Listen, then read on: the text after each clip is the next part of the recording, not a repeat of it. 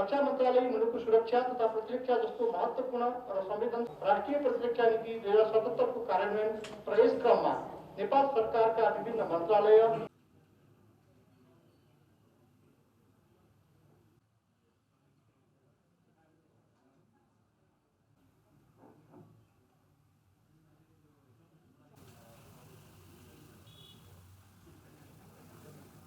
हार्दिक नमस्कार। सर्वप्रथम सामान्य प्रधानमन्त्री श्री केपी शर्मा ओलीजीको नेतृत्वमा मिति 452 जनालाई सिरियामा छ, जम्मा जम्मी 1329 जना चाहिँ त्यो रिजनमा छ। 1329 जना मध्ये अहिले अलिकति अप्ठ्यारो स्थितिमा बसेका पाउनु भनेको 877 जना हुन्। उनीहरूको अवस्थाको हकमा सुरक्षाको दृष्टिकोणले हेर्ने हो भने लडाइँ गरेको परिराखेको ठाउँ हो। त्यसकारण उनीहरू चाहिँ द्वन्द्वको बिचमा छन्, गोली हानाहानको भइरहेको क्षेत्रमा छन्। त्यो हुनाले हामीले के भन्नुपर्छ भनेदेखि चाहिँ सामान्य अवस्थाको भन्दा सुरक्षाको स्थिति चाहिँ अलिकति असहज छ। तर त्यो असहज स्थितिमा पनि उनीहरू पूर्णतया सुरक्षित छन्। त्यो बङ्करमा उनीहरू बसेको हुनाले बङ्करहरू राम्रो छन् र युएनले क्याटेगोरी सुरक्षाको स्थितिको क्याटेगोरी सुरक्षाको नभनु थ्रेटको स्थितिको क्याटेगोरी गरेका छ। लेभल 1, लेभल 2, लेभल 3 भन्छ। त्यसको चाहिँ परिस्थिति हेरेर त्यसको फ्लक्चुएसन भइरहेको हुन्छ। लेभल 3 मा हुँदाखेरि कम्प्लिट बङ्करभित्र बस्नुपर्ने हुन्छ। लेभल 2 मा चाहिँ बङ्करभन्दा बाहिर निस्केर पनि आफ्नो दैनिक क्रियाकलापहरू गर्न सकिन्छ भने लेभल 1 मा चाहिँ उनीहरूको जुन रुटिन काम हो, जुन कामको निम्ति यहाँ तैनात भएको छन्, त्यो आफूलाई दिएको जिम्मेवारी पनि पुरा गर्छ। त्यो अर्थमा हेर्ने हो भने अहिले हामी लेभल 2 र लेभल 3 कहिले लेभल 3 मा हुन्छौँ, कहिले लेभल 2 मा हुन्छौँ। कुन बेलामा लेभल 2 हुन्छ, कुन बेलामा लेभल 3 हुन्छ भनेर अनुमान गर्न सकिन्न। जब फायर एक्सचेन्जको इन्टेन्सिटी बढ्छ त्यो बेलामा लेभल 3 मा जान्छ। इन्टेन्सिटी घटेपछि फेरि लेभल 2 मा आउँछन्। त्यो हुनाले लेभल 1 को स्थितिमा आइसकेको छैनौँ। लेभल 2 र लेभल 3 को बिचमा भएको हुनाले उनीहरूलाई पूर्णतया सुरक्षित राखेरै युएनले काम गरिराखेको छ। कदम कदापि धेरै ठुलै खालको लडाइँ हुने स्थिति आयो। अब अहिलेसम्म हेर्दाखेरि त्यसको अनुमान गर्न सकिने स्थिति छैन। र त्यस्तो परिस्थितिमा के गर्ने भन्ने योजना चाहिँ युएन हेडक्वार्टरले त्यसको योजना गरेको छ र रक्षा मन्त्रालयले पनि नेपाली सेनाले पनि रक्षा मन्त्रालयको समन्वयमा त्यस्तो अवस्थामा नेपाली त्यहाँ तैनात फौजहरूलाई कसरी फिर्ता ल्याउने वा कसरी सुरक्षित स्थानसम्म लैजाने भन्ने योजना हामीले तयार गरेका छौँ। र उनीहरू आफ्नो हामीसँग नेपाली सेनासँग प्रत्यक्ष सम्पर्कमा छन्। धेरै जसो त म आफै स्वयं पनि सम्पर्कमा हुन्छु त्यहाँका जवानहरूसँग, त्यहाँका कमान्डरसँग। र हामी सिमल्टेनियसली विभिन्न माध्यमबाट दण्डरत पक्षहरूसँग पनि समन्वयमा हुन्छौँ। त्यहाँ जो दण्डरत छन् त्यहाँका लोकल कमान्डरहरूसँग पनि हामी समन्वयमा हुन्छौँ र युएन हेडक्वार्टरसँग पनि हामी प्रत्यक्ष सम्पर्कमा छौँ। त्यो हिसाबले हेर्दाखेरि इन्टेन्सनली हाम्रो फौजलाई अप्ठ्यारो पार्ने अथवा अप्ठ्यारो हुने स्थिति सिर्जना हुने सम्भावना धेरै कम छ। एक्सिडेन्टली केही कुराहरू हुन सक्ने कुराहरूलाई चाहिँ नकार्न सकिन्छ। त्यो आखिर एक्सिडेन्टली नै हो। द्वन्द्वको समयमा एक्सिडेन्टली हुन सक्छ। त्यस्तै किसिमले गएको केही दिन अगाडि हिजोमा श्रीलङ्काका शान्ति सैनिकहरू घाइते भए, इन्डोनेसियाका पनि घाइते भए। तिनीहरू चाहिँ एक्सिडेन्टल घटनाहरू बाहिर समाचारहरूमा युएनको एरियामा हमला भयो भनेर आउँछ, त्यो चाहिँ एक्सिडेन्टल हो। युएन फोर्सलाई नै टार्गेटेड बम्पिङ अथवा अन्य किसिमको चाहिँ प्रहार चाहिँ भएको छैन भनेको अर्थ चाहिँ के हो भने दुवै पक्षले अहिलेसम्म चाहिँ युएनको त्यहाँ डिप्लोइमेन्टलाई चाहिँ एक्सेप्ट नै गरिराखेको छन्। त्यो हुनाले हामी अहिलेसम्म सुरक्षित छौँ। धेरै नै असुरक्षित हुन सक्ने सम्भावना बढेको खण्डमा उनीहरूलाई त्यहाँबाट हटाउन पनि रक्षा मन्त्रालय युएन हेडक्वार्टर सबैको समयमा हामीले आफ्नो तयारीहरू गरिसकेका छौँ। नेपाली जनताको सेवा, यो माटोको जहिले पनि सुरक्षा, नेपाल राष्ट्रको संरक्षण, जनताको सेवा नै हो। यी विषयहरूमा आधारित रहेर नेपालको प्रचलित अहिलेको हाम्रो संविधान नियम कानुनका आधारमा हाम्रा गतिविधिहरू यो मन्त्रालय अन्तर्गत सबै भइरहेका छन् र यसलाई अझ सशक्त कसरी बनाउने, साँच्चै यो मुलुक संसारमा हेर्न लायक राष्ट्र र राष्ट्रियता, विकासको हिसाबले, सुरक्षा शान्ति सुरक्षाको हिसाबले, सबै हिसाबले कसरी सबल र सक्षम हामी बन्ने भन्ने कुरा हाम्रो सबैको दायित्व हो। यसमा सबैले आफ्नो आफ्नो क्षेत्रबाट मुलुकको चौथो अङ्गको रूपमा मुलुकको राष्ट्र र राष्ट्रियताको संरक्षण सम्वर्धनको लागि सधैँ लागिरहने पत्रकार मित्रहरूको पनि ठूलो भूमिका रहन्छ। जस्ताको तस्तै हामीले गरेका कामहरूको जनताको माझमा सकारात्मक कुराहरू पुर्याउने यहाँहरूको पनि दायित्व छ। हामी सबै मिलेर नै, सबै एकता भएर नै हाम्रो मुलुकको राष्ट्रिय स्वतन्त्रता, एउटा भौगोलिक अखण्डता, राष्ट्र र राष्ट्रियताको मजबुती बाटोमा जाने हो। यिनै विचारहरू, यिनै कुराहरू राखेर मेरो थोरै कुरा अहिलेलाई अन्त्य गर्छु। धन्यवाद। अहिले हामीले गरेका प्रगतिहरू, हामीले गरिरहेका कामहरूको सबै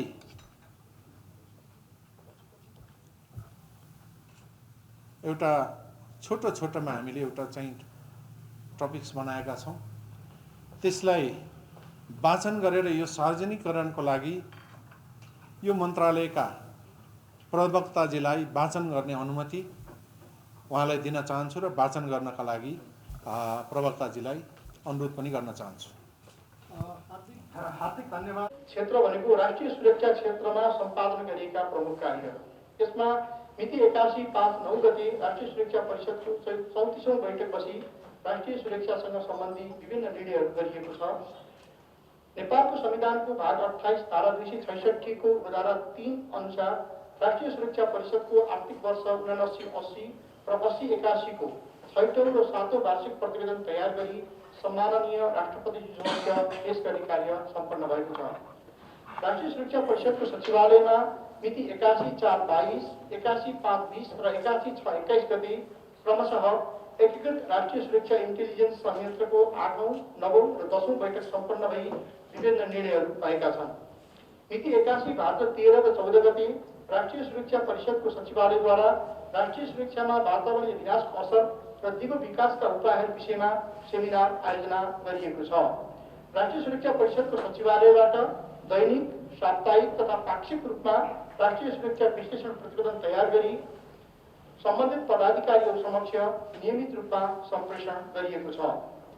दोस्रो क्षेत्र नीतिगत कानुनी क्षेत्रमा सम्पादन गरिएका प्रमुख कार्यहरू।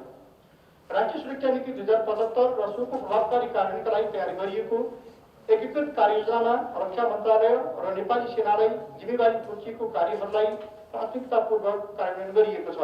राष्ट्रिय प्रतिरक्षा नीति 2077 कार्यान्वयनको लागि नेतृत्व, अन्तर्निकाय समन्वय र सहजीकरण गरिएको छ।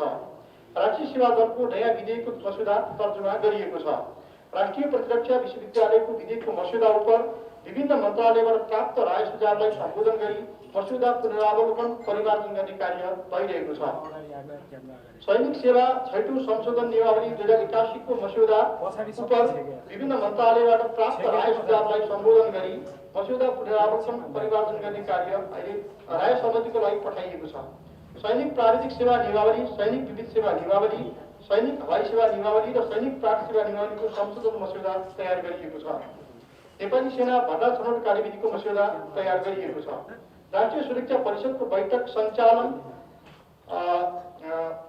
सम्बन्धी कार्यविधिको मस्यौदा तयार गरिएको छ।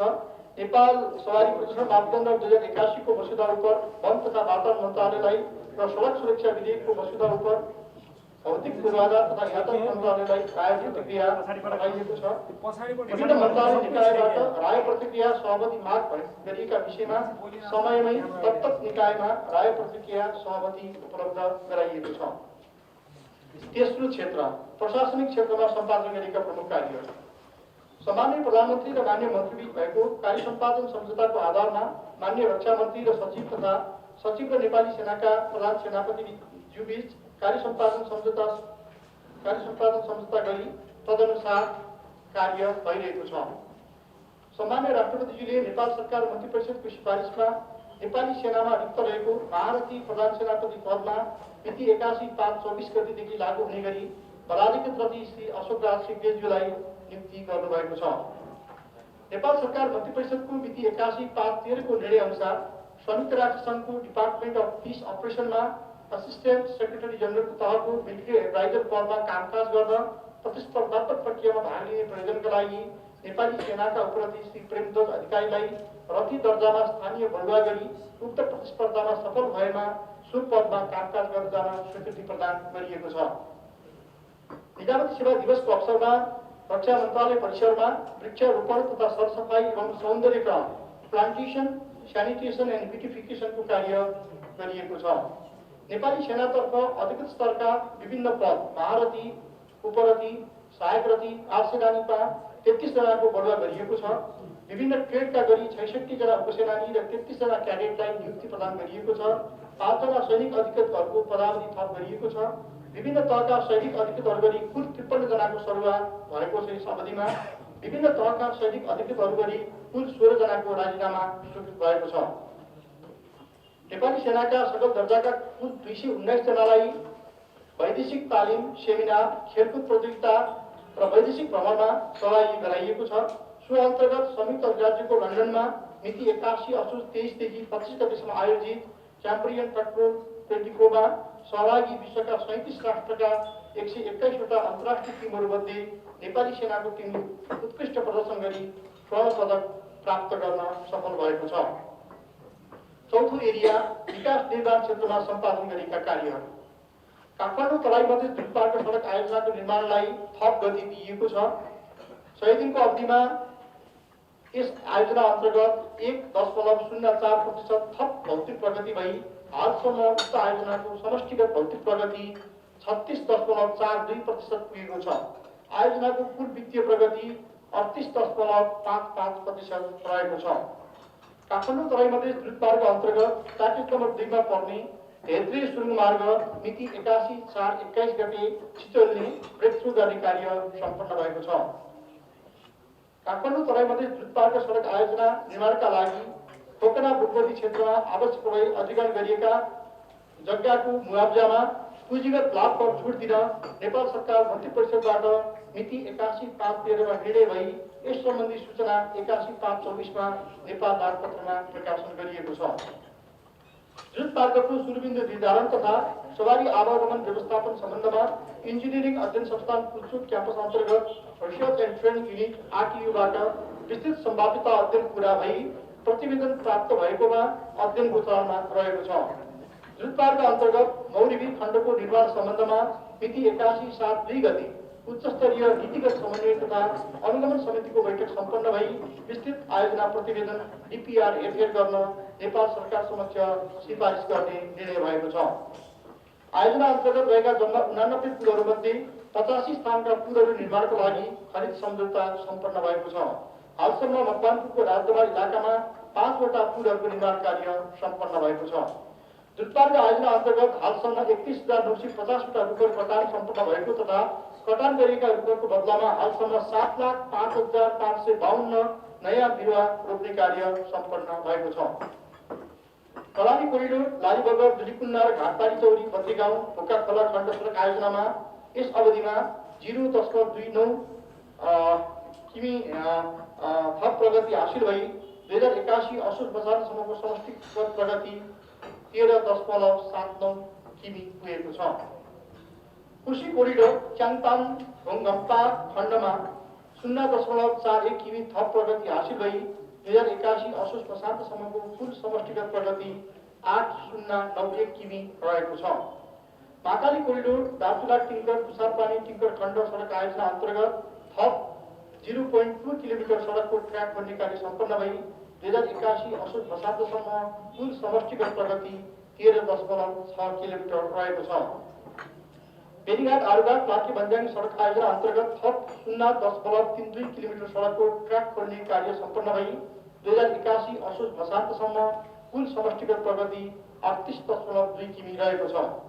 मकरदेखि ब्यारेक कार्यक्रम अन्तर्गत मुलुकका विभिन्न स्थानमा 73 वटा ब्यारेक भवनहरूको निर्माण कार्यक्रमको गोलपत्र आह्वान भई 54 वटा कार्यक्रमहरूको ठेक्का सम्झौता सम्पन्न भई निर्माण कार्य प्रारम्भ भएको छ। राष्ट्रिय प्रत्यक्ष विश्वविद्यालय एनडीयूको भौतिक संरचना निर्माणका लागि बहुवर्षीय ठेक्का स्वीकृत भई विभिन्न प्याकेजमा काम भइरहेको छ। चालु आर्थिक वर्षको 2081 असोज वर्षान्तसम्म आयोजनाको भौतिक प्रगति 24.21 र वित्तीय प्रगति 17.22% रहेको छ। पाँचौं क्षेत्र विपद व्यवस्थापन क्षेत्रमा सम्पादन गरिएको कार्य मिति 81 असोज 11 र 12 गति परेको मुसलधारे वर्षा र सो वर्षापछि आएको बाढीबाट प्रभावित नागरिकहरूको उद्धार तथा राहत कार्यमा नेपाली सेना तत्काल परिचालन गरिएको छ।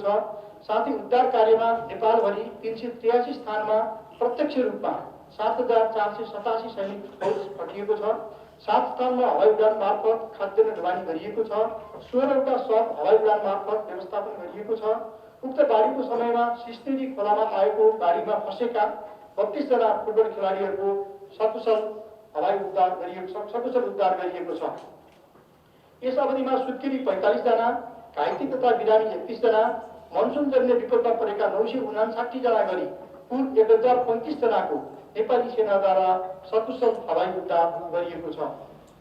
बाढी पीडितहरूलाई वितरणको लागि करिब 23,964 केजी राहत सामग्री र 4,450 लिटर डिजेल हवाई उडान गरिएको छ। मिति 81 असोज 11 र 12 को भीषण बाढीले बगाएको सिन्धुली जिल्लाको खुरकुटी स्थित पुलको ठाउँमा नेपाली सेनाद्वारा बेली ब्रिज जडान गरी अवरुद्ध सवारी आवागमन सुचारू गरिएको छ। यस अवधिमा नेपाली सेनाबाट 47 स्थानमा पहिलो पन्छाउनी तथा 7 स्थानमा तटबन्ध निर्माण गर्ने कार्य सम्पन्न भएको छ। यसै अवधिमा देशका विभिन्न 18 स्थानमा आगलागी नियन्त्रणका लागि नेपाली सेना खटिएको छ। जलवायु परिवर्तनको असरबाट सोलुखुम्बु जिल्लामा हिमताल विस्फोट भई हरेक क्षेत्रमा आएको बाढीमा फँसेका मानिसहरूको उद्धार कार्यमा 179 सेनाका जवान खटाई उद्धार कार्य सम्पन्न गरिएको छ। राष्ट्रपति चुरे संरक्षण कार्यक्रम अन्तर्गत नेपाली सेनालाई जिम्मेवारी प्राप्त 7 वटा कार्यक्रम मध्ये 6 वटा कार्यक्रमको गोलपत्र आह्वान सम्पन्न भएको र 1 वटा कार्यक्रमको स्ट्रक्चरल डिजाइन तथा ड्रइङ तयार पार्ने कार्य भइरहेको छ। यस अवधिमा मुलुकका विभिन्न 11 स्थानमा स्वास्थ्य शिविर हेल्थ डेस्क सञ्चालन गरी 1,479 जनालाई स्वास्थ्य उपचार सेवा उपलब्ध गराइएको छ। मुलुकका विभिन्न 23 उपचार केन्द्रबाट 1,026 जना सर्पदंशबाट पीडितहरूको उपचार गरिएको छ। 24 जनाबाट रक्तदान सम्पन्न भएको छ। वीरेन्द्र अस्पतालबाट 2081 असोज 31 गतेदेखि वीरेन्द्र अस्पतालबाट 2081 यो असार 31 गतेदेखि 2081 असोज मसान्तसम्म 2,83,382 जनालाई स्वास्थ्य उपचार सेवा प्रदान गरिएको छ। मिति 81 3 31 गतेदेखि 81 असोज मसान्तसम्म कुल 6537 जनालाई सामुदायिक प्रतिकारी तालिम प्रदान गरिएको छ। अब 6औं एरिया अन्तर्राष्ट्रिय शान्ति स्थापना सम्बन्धमा सम्पादन गरिएका कार्यहरू। संयुक्त राष्ट्रसङ्घको आह्वानमा द्वन्द्वग्रस्त मुलुकहरूमा शान्ति स्थापना कार्यको लागि सहयोग पुर्याउने सन्दर्भमा नेपाली सेनाबाट छनौट गरी सिफारिस भएका 1906 जना विभिन्न दर्जाको मनोनयन स्वीकृत भएको छ। त्यसैगरी शान्ति सेना सम्बन्धी विभिन्न तालिमहरूमा 23 जनाको मनोनयन गरिएको छ। हाल विभिन्न देशका 11वटा शान्ति मिसनहरूमा नेपाली सेनाबाट 651 जना महिला सैनिक सहित विभिन्न दर्जाका गरी कुल 5918 सैनिक जनशक्ति शान्ति स्थापना कार्यमा खटिएको स्थिति छ। हाल नेपाल संयुक्त राष्ट्रसङ्घको आह्वानमा शान्ति स्थापना कार्यमा फौज खटाउने मुलुकमा पहिलो स्थानमा रहेको छ। यसैगरी 100 बढी महिला शान्ति सैनिक खटाउने मुलुकका रूपमा समेत नेपालले आफ्नो पहिचान बनाएको छ। अब 7औं एरिया द्विपक्षीय सैनिक सम्बन्ध र सहयोग आदान प्रदानका क्षेत्रमा सम्पादन गरिएका कार्यहरू। नेपाल सरकार मन्त्री परिषदको मिति 81/5/6 को निर्णय बमोजिम अमेरिकाको होनोलुलु हवाईमा मिति 81/5/19 गतेबाट आई 21 गतेसम्म नेपाली सेनाका उपप्रमुख कृष्णदेव भट्टको नेतृत्वमा रक्षा तथा परराष्ट्र मन्त्रालयको प्रतिनिधि टिकेट सहितको 13 सदस्यीय टोली सहभागी भई नेपाल र संयुक्त राज्य अमेरिका बीचको 5औं संस्करणको ल्यान्ड फोर्स टकको बैठक सम्पन्न भएको छ। काठमाडौँस्थित अमेरिकी राजदूतावास अन्तर्गत अफिस अफ डिफेन्स कोअपरेसन ओडिसीबाट सन् 2025 मा नेपाललाई tempest express MP8T staff planning वर्कसपको आयोजक हुन अनुरोध भए बमोजिम मिति 81/6/29 गतेदेखि मिति 81/7/2 गतेसम्म उक्त वर्कसपको इनिसियल प्लानिङ कन्फरेन्स आइपिसी काठमाडौँमा सञ्चालन गर्ने तथा वर्कसप लगायत सोको तयारीका लागि मिड र फाइनल प्लानिङ कन्फरेन्सहरू समेत सञ्चालन गर्न स्वीकृति प्रदान गरिएको छ। मित्रराष्ट्र भारत, अमेरिका, संयुक्त अधिराज्य, पाकिस्तान, गणतन्त्र कोरियाका महामहिम राजदूत, उपनियोग प्रमुख, सैनिक सहकारीहरूले यस अवधिमा मान्य मन्त्री तथा सचिवज्यूसँग शिष्टाचार भेटघाट सम्पन्न गर्नुभएको छ।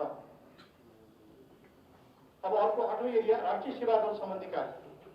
आर्थिक वर्ष 81-82 मा 7704 जनालाई राष्ट्रिय सेवा दल तालिम प्रदान गर्ने लक्ष्य अनुसार मिति 81/3/14 गतेबाट देशका 77 वटा जिल्लाहरूमध्ये 75 वटा जिल्लाका 169 वटा विद्यालयहरूमा 79 दिनको जुनियर डिभिजनका 6084 जना क्याडेट छात्र छात्राहरू सहभागी गराई एनसीसी तालिम सञ्चालन भइरहेको छ। यसैगरी मिति 81/4/31 गतेबाट 21 वटा जिल्लाका 45 वटा विद्यालयहरूमा 79 दिनको सिनियर डिभिजन 1620 जना क्याडेट छात्र छात्राहरू सहभागी गराई एनसीसी तालिम सञ्चालन भइरहेको छ। अब अन्तिम एरिया 9 विविध कार्य। सूचना तथा सञ्चार प्रविधि मन्त्रालयबाट ड्रोन उडान मार्फत हुने छायाङ्कनको अनुमति लिने सम्बन्धमा विभिन्न शर्तसहित ड्रोन उडानको लागि सहमति प्रदान गरिएको छ। सूचना प्रविधि विभागबाट प्राप्त भएको government integrated website management system GIWMS को टेम्प्लेटमा आधारित यसको रक्षा मन्त्रालयको चाहिँ नयाँ वेबसाइटलाई सञ्चालनमा ल्याई नियमित रूपमा अद्यावधिक गरिएको छ। आर्थिक वर्ष 80-81 को चौथो त्रैमासिक वैशाख, जेठ र असार अवधिको सूचनाको हक सम्बन्धी विवरण हामी जसलाई प्रोएक्टिभ डिस्क्लोजर पनि भन्छौँ वेबसाइटमा राखिएको छ। सरकारबाट माग भएको सूचनाहरू उपलब्ध गराइएको छ। र अन्त्यमा अख्तियार दुरुपयोग अनुसन्धान आयोग, राष्ट्रिय मानवाधिकार आयोग, प्रधानमन्त्री तथा मन्त्री परिषदको कार्यालय, हेलो सरकार र राष्ट्रिय सतर्कता केन्द्र जस्ता नियामक निकाय मार्फत प्राप्त राय, सुझाव एवं निर्देशनको प्राथमिकताका साथ कार्यान्वयन गरिएको छ। यी मन्त्रालयबाट सम्पादन भएका महत्त्वपूर्ण केही कार्य रिप्रेजेन्टेटिभ भनौँ कार्यहरू हुन्। यसबाहेक अरू पनि थुप्रै क्रियाकलापहरू यस अवधिमा सम्पन्न भएको छन्। खालि अहिले यहाँ हजुरहरूको जानकारीको लागि हामीले प्रमुख कार्यहरूलाई मात्रै यहाँ समेटेका छौँ। यति नै निवेदन गरेर रक्षा मन्त्रालयबाट अहिले विगत 100 दिनमा भएको कार्यक्रम यो प्रमुख कार्यको प्रगति मैले यहाँ राखेँ।